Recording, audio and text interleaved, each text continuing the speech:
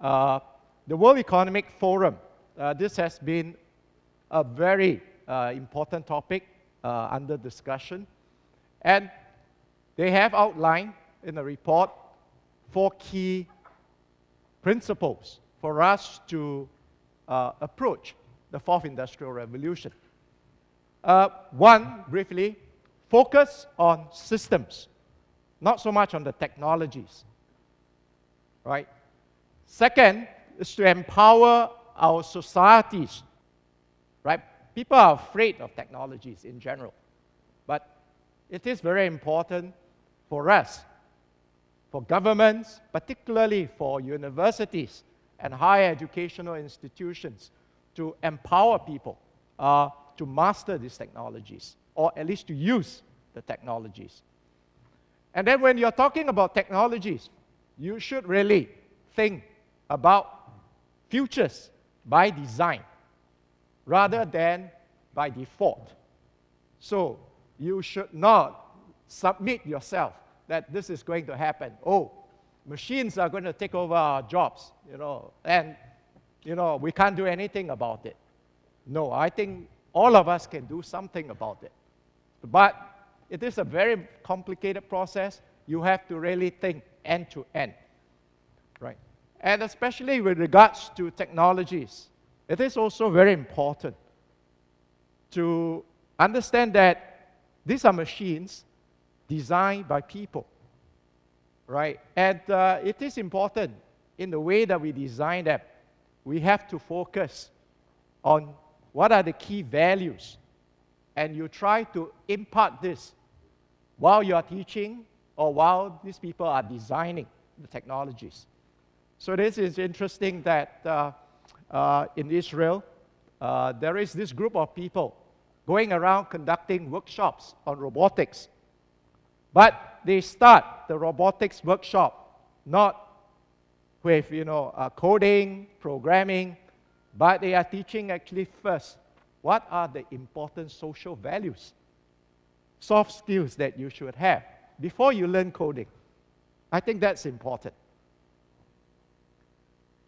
Now, if you look at what are some of the important attributes of a global leader, right, in the next 10, 20, 30, 40 years, you already have heard some key ingredients from Yen and from Peter, right?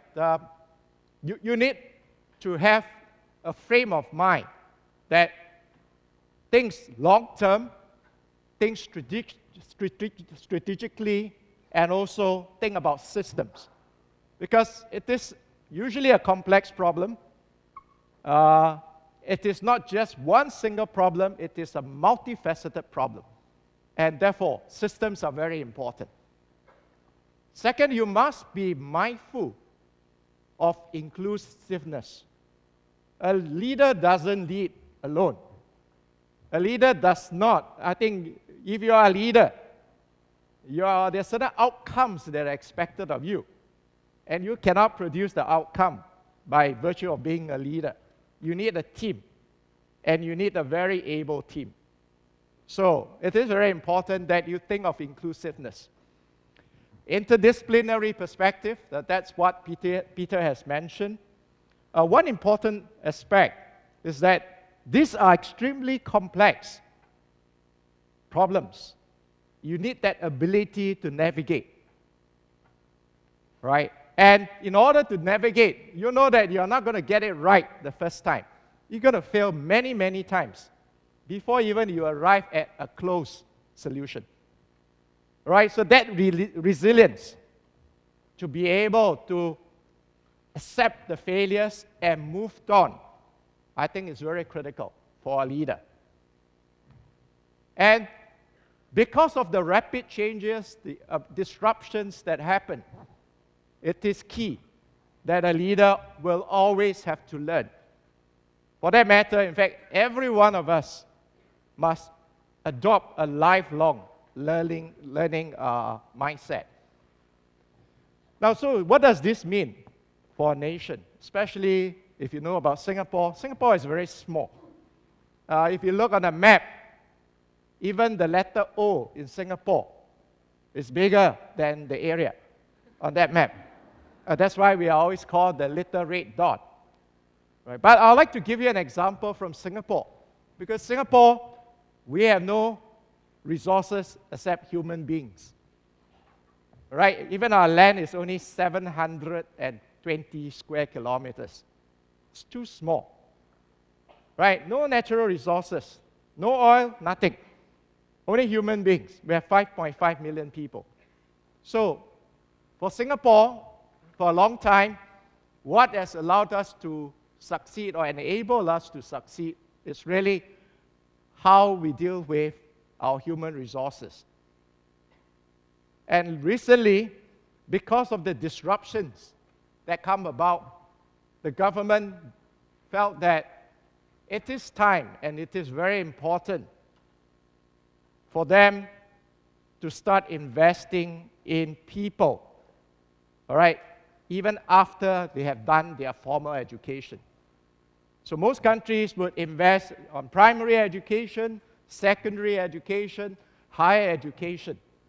But if you think about it, right, that's 16 to 18 years. All right, it's only part of your life. The moment you finish, you are likely to work 40 to 50 years. It is very key that with all these rapid changes, that government should think about investing in their own citizens to enhance their capabilities as they develop their careers. And that's the idea of Skills Future, right? It is about enhancing the talent, not just for everyone in the nation, right? It is about changing mindsets of employers and employees.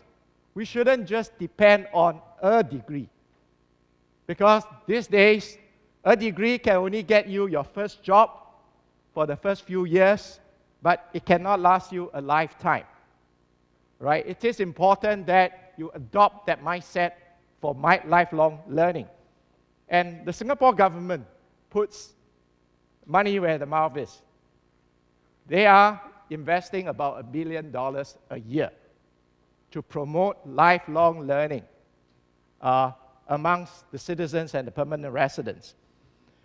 Now, if you look in the context of a university, right, with the sort of knowledge and skills that we need to learn, no university can provide you with that within the 4 years. Right? No university, not even the best university in the world. So, how can we be an enabler? NUS came out with this lifelong learners program. And here, we promise a 20-year engagement for all our newly enrolled students.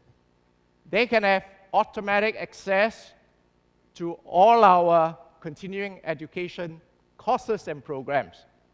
So just a few weeks ago, we have launched more than 550 courses. And about half of them are eligible for subsidy by the Skills Future program. Our students would be able to have an app, all right, which would keep track of the courses that they have done in NUS. And this would also claw data from, I would say, employment portals, and would try to fit, all right, the demand, what is required, with the skill sets which our students have, and make recommendations on what sort of courses that they could possibly go to within NUS. So that's something that what we are planning as part of the Lifelong Learners Program. Now, it is not customary for universities to do that. That involves actually a big disruption for the entire university system. And it is a huge disruption because I'm increasing the number of places from 5,000 currently adult learners to 50,000. I have a student base of 40,000, and I hope within 5 years to increase it to 50,000. It's going to be a complete disruption of the NUS system. But we are confident that we'll be able to do that.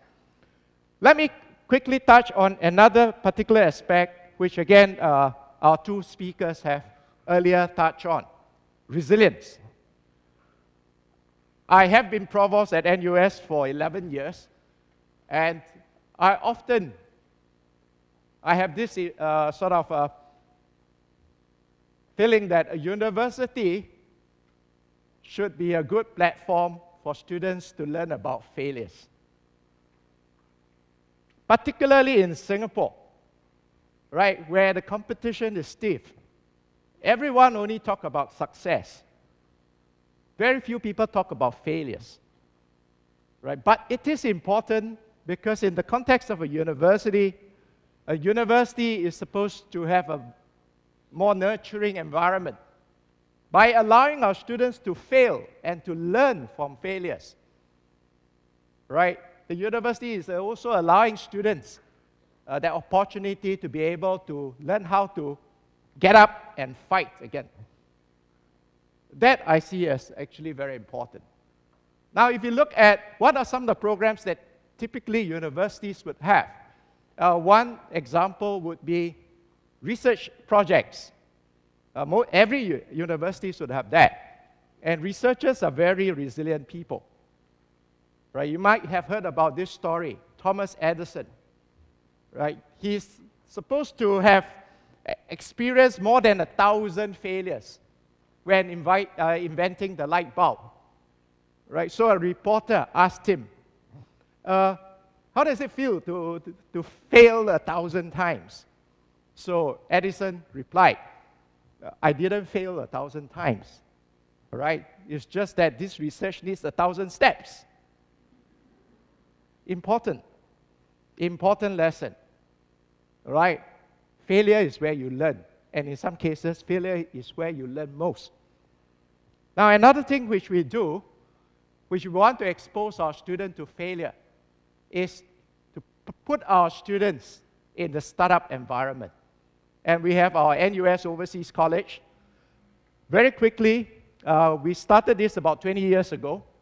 At that time, in Silicon Valley, at the turn of the century, we observed that many interesting things are happening there. Right? And we asked, can I try to bring the Silicon Valley environment to Singapore? And I said that we don't have the environment in Singapore. What we can do is that we push our students there. Let them be immersed in that environment. So in 2001, we started sending students for 1-year-long internships in Silicon Valley. And they intern in the startup company. Startup companies are usually small. They do a whole range of duties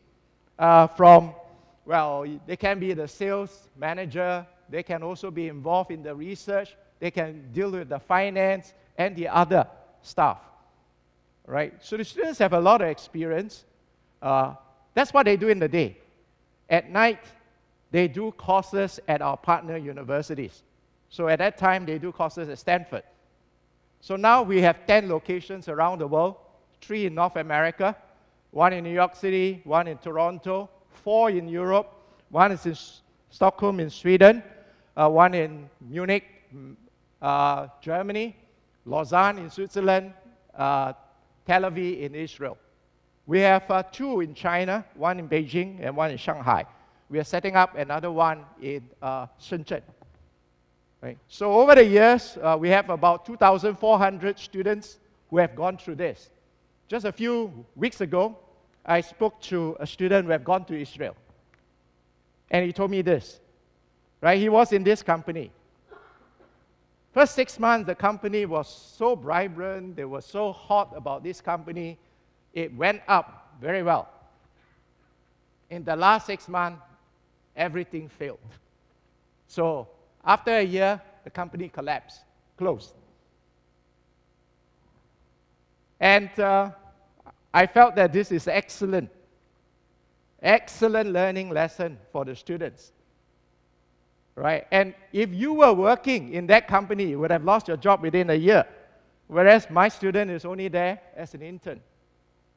right? Yes, yeah, he finished his internship in 1 year and the company closed shop. That's fine. But in the innovation and enterprise and ecosystem, success is actually very small, less than 10%. But how is it to encourage our students? In fact, I don't have to do much encouragement. Students will go in there. If you go to Israel these days, you ask their mother, what would they want their children to do? They want their children to be CEOs of startups. Right? You know that Israel is the startup nation. That's a difference. Right? And this particular program, we were able to, I would say, lump a lot of the important learning points. Right? We get our students to learn about innovation, about entrepreneurship, learn about failures. Right? We actually built entire networks to string all these companies. So, in fact, this group, this 2,400 graduates who have gone through this program, in the last 10 years, they have formed about 350 companies. Right? Only, I would say, about 10% managed to survive till now. Right? That's fine.